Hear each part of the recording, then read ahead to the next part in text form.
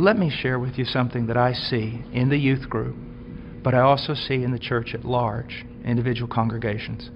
Because we have dumbed down the gospel, because we're not preaching the true gospel, and we are using carnal means to attract people. If you use carnal means to attract men, you're going to attract carnal men. And you're going to have to keep using greater carnal means to keep them in the church. So what has happened is this. We have these large churches filled with many unconverted carnal people.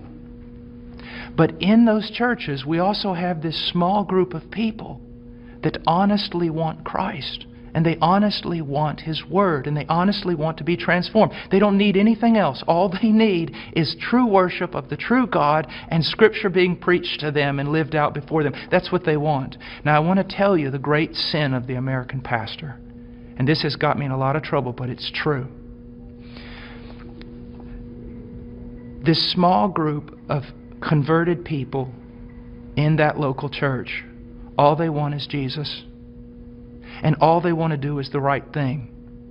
They want purity, they want truth, they want Christ. But the pastor, in order to keep this larger group of unconverted people, he caters to them.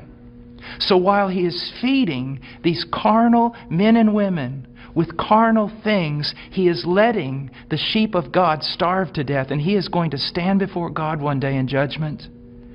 Listen, brother, if my wife was going grocery shopping, and when she was going out to her car, some men assailed her, attacked her brutally, and you walked by, and you did not want to get involved because you didn't want to cause trouble, you didn't want to put yourself in harm's way, you just wanted everything to go smooth.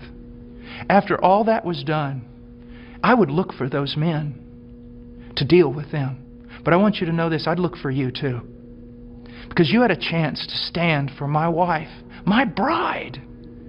And out of self-preservation or wrong ideas, you did not do it. You're just as much responsible as those men who attacked her. And that's what's happening all throughout America with pastors. It's the bride of Christ. There are sheep in all these churches, many of them, even churches that seem somewhat heretical in places. You'll usually find a group of people who truly want Christ, but the leadership is catering to the carnal and letting the bride of Christ starve to death, impoverished. And that is wrong. And there's going to be judgment for it. And the same thing is happening to the youth. I know young people that say, you know, Brother Paul, I listen to you all the time. And I said, well, what about your church? He goes, well, they don't preach this. It's not what the other young people want. And so they give them what they want. I'm starving to death. A little child of God, it would be better that a millstone be tied around your neck than you cause this little one to stumble.